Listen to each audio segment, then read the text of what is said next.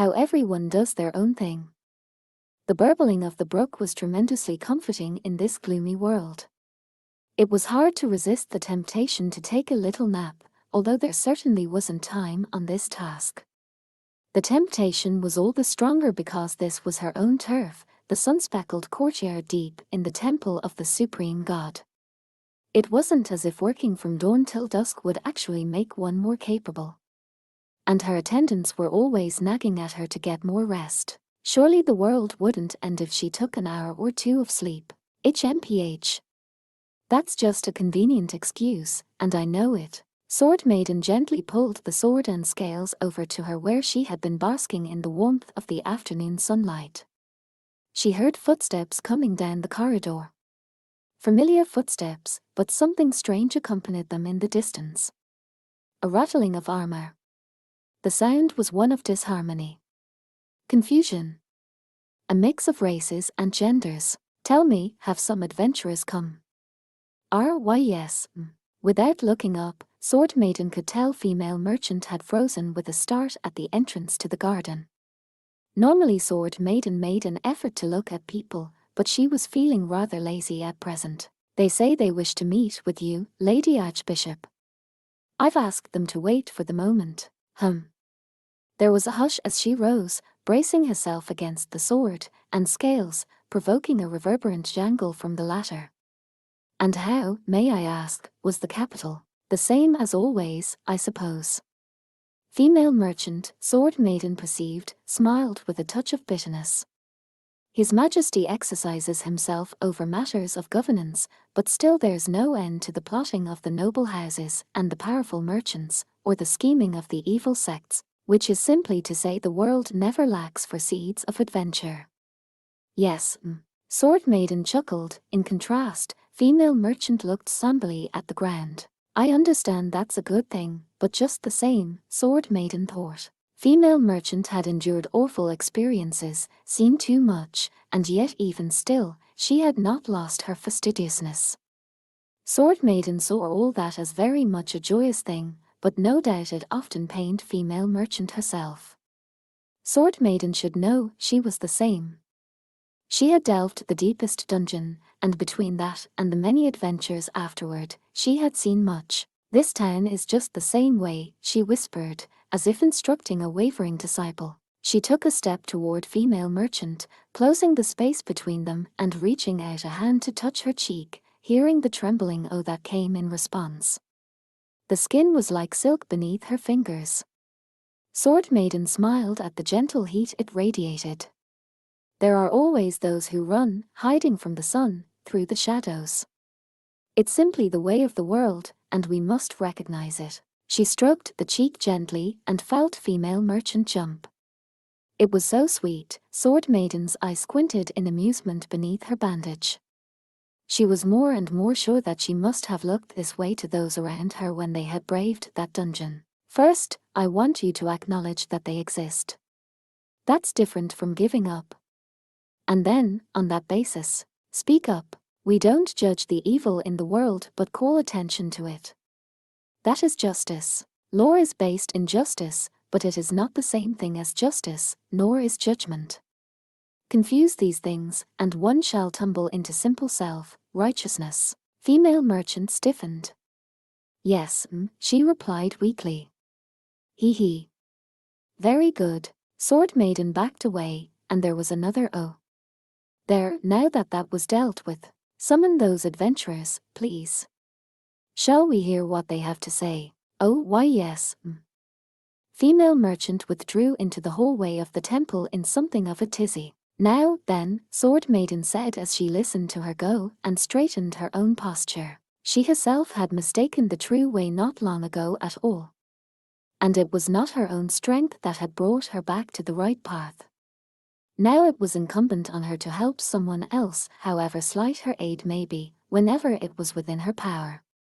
She had felt that way ever since she had first committed herself to the adventurous path.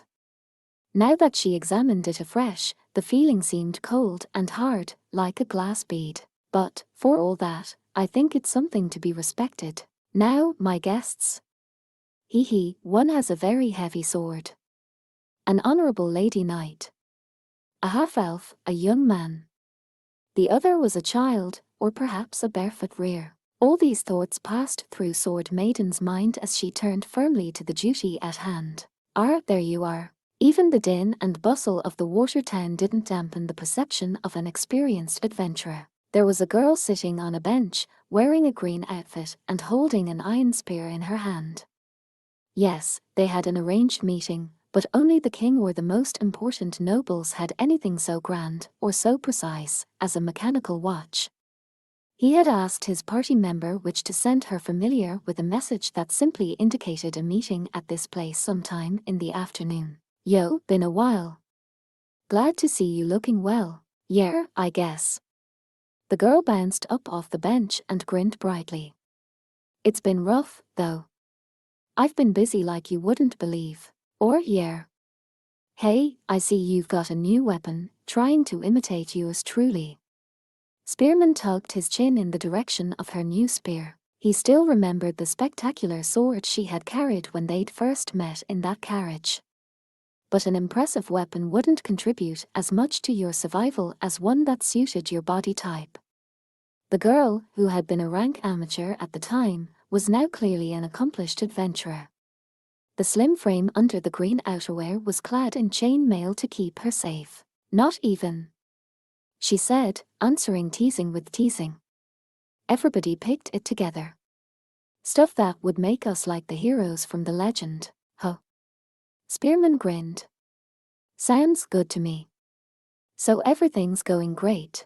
The girl chuckled proudly and puffed out her modest chest. Spearman smiled back with just a hint of sadness. Everybody probably meant her, that wizard, and the warrior. They'd made a good choice, he thought. The spear had to be one of the most common weapons in human history, second perhaps only to the club. Even the 6 heroes who had delved the dungeon of the dead 10 years and more ago had a spear user among them.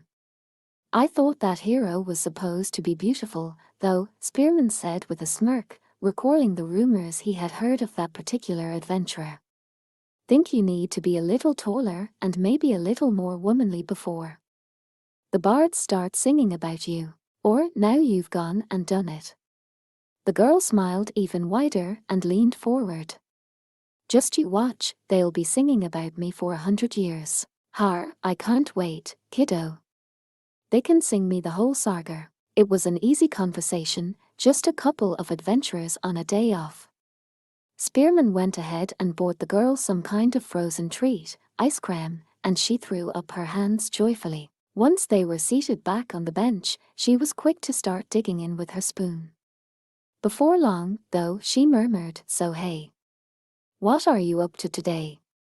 We've been talking a lot but always about rumors and stuff. You needed to see me right away about something." Spearman scratched his head with a measure of embarrassment. Well, I don't know if it qualifies as an emergency or anything, but I just heard something that seemed a little fishy. Fishy? Where I live, the Temple of the Earth Mother makes this wine every year to offer to the gods around the time of the harvest festival. He scratched again, more embarrassed still, as the girl gave him a blank look. But it's turning into this weird thing this year.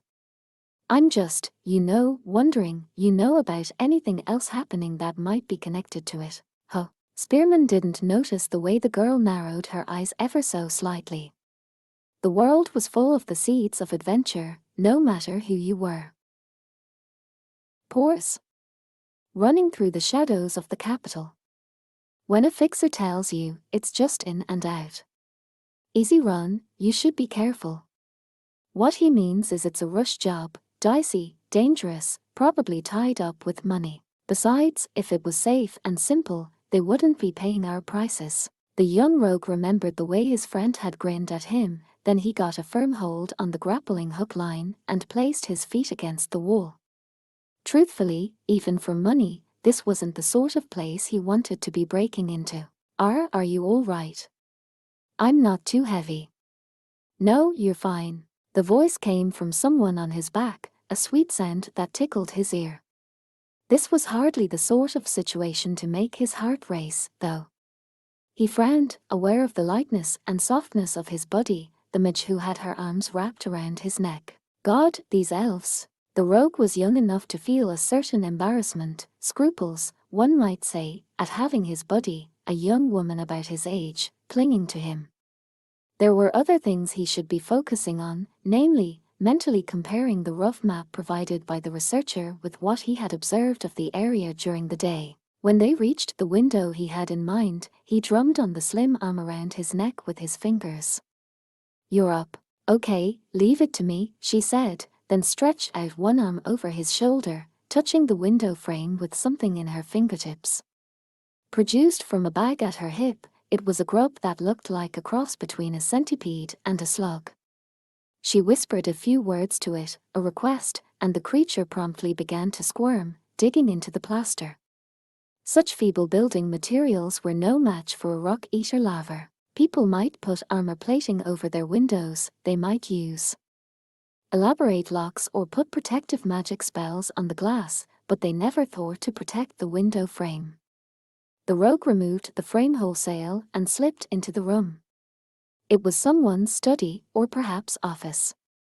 There were bookshelves, a desk, a half-empty bottle of alcohol accompanied by a cup of fine make. There was a fur carpet so thick his feet sank into it, he couldn't get used to the footing no matter how he tried. He set down the window frame, careful not to make any noise, and the mage slid off his back. Simultaneously, in a single flowing motion, he unhooked the repeating crossbow hanging from a belt across his chest and brought it up into a firing position. He made sure the chamber was loaded, then found a position that would cover his buddy's blind spot. They had this part down to a routine by now. They'd been together quite a while. "I'll just have a look around," she said. "If I see anything interesting, I'll help myself to it. And I'll leave them a little loot. That's the plan. Won't take me long." People only looked for what had been stolen after a break-in. They never looked to see if they had more possessions than they'd had before. Runners didn't just take the nastiest, smelliest jobs available. Sometimes they charged in, other times, the meat of the mission was simply getting out. Sometimes kidnapping, sometimes insertion. Diversion was a specialty, as were protection and pursuit, escape, and on occasion, even rescue. People paid money for someone to do these things. And so they ran. The run was everything. They got their money, and sometimes they played the heroes, sometimes the villains. Few of them specifically hated the Adventurers Guild or the government or the gods, but the first step to being a runner was accepting that you yourself were simply the fingernail of something much bigger. You get that into your head, or you die, the young rogue thought, as he passed the time by whistling the humorous song that had lately been making the rounds in the water town. A hero who only kills goblins. Now that is funny. Plenty of runners had met their dooms by getting too interested, fighting back no matter who they were fighting against. This run was the same way. There was the guy who had gotten the loot for them. The guy who had done all the research ahead of time, and plenty of others besides. Probably even a guy who would clean up after it was all over, somebody killing time right now just like he was. What they were handling was just a piece, the slightest fragment of what the run really encompassed. What that was, they would never know. And above it all, there was somebody seeking to profit from all this. The two of them might just be a diversion, or bait. You knew that when you took the job. Of course, whether you did what you were told after you took it was another matter. Johnsons who used runners up and threw them out purely for their own profit didn't live long. "We're small, we know that," the message was. "But don't you dare spit on us." You got that? That was his own position on the way he lived, or so he imagined. I guess that guy, at least, isn't the type to just trick you and then pretend to apologize later. He saw the face of his friend the fixer in his mind's eye. He might bring dangerous runs, but he wouldn't betray the rogue. Here he was again, on a job whose Johnson he knew nothing about, but he could at least rest assured that the person checked out. He had that much faith in his fixer. Of course he did. They were a team. The girl's voice broke into his reverie.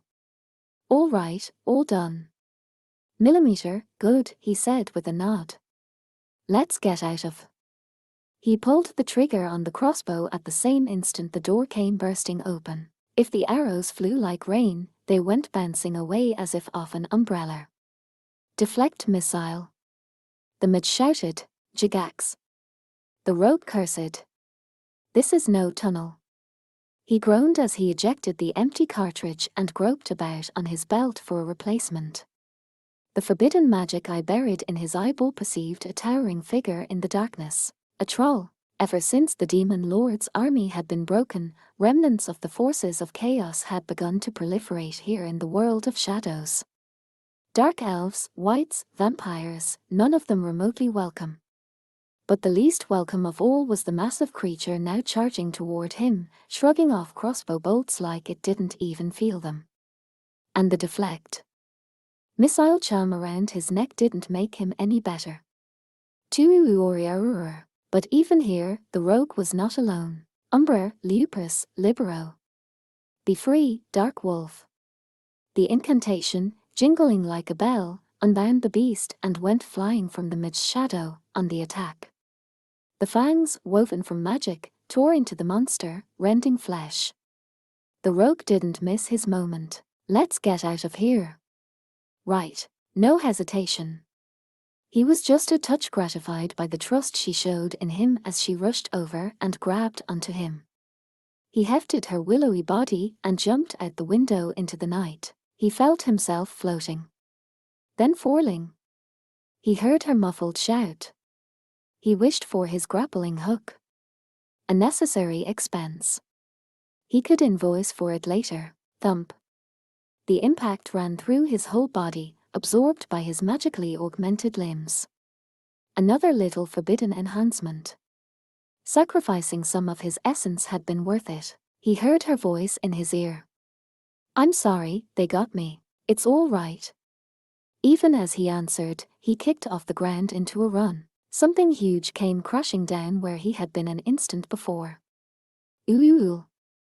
The troll, which had succeeded in tearing apart their shadow beast, came after them, howling. No wonder nobody liked these guys. But, again, the rogue was still not alone.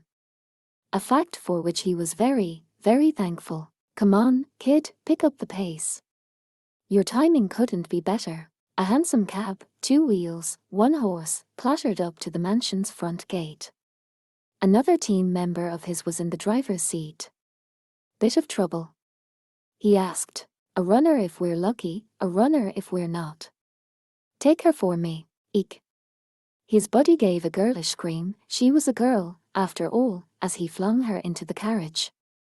Then, the moment the young rogue had a hand on the driver's bench, the carriage set off at top speed. There were, of course, 2 other people in the passenger compartment, or more precisely, 1 person and 1 animal. There, good, got it.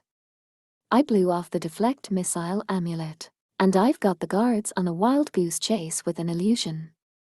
We should have plenty of time. One was a cleric girl, a follower of the god of knowledge, jacked in via meditation, and the other was another mage's familiar. He didn't know why a servant of the gods would sink to being a rogue. When asked, the cleric always just laughed and said, "Lest darkness fall." Maybe that was really it, then. He also didn't know why the other mage, unlike his buddy, only showed their familiar. What he knew was that whether or not he could see the spellcaster, he could count on the spells that were mediated through the familiar. So none of them had a reason not to trust her. They thought it was a her. Hell, you didn't need a fancy title to be part of a team.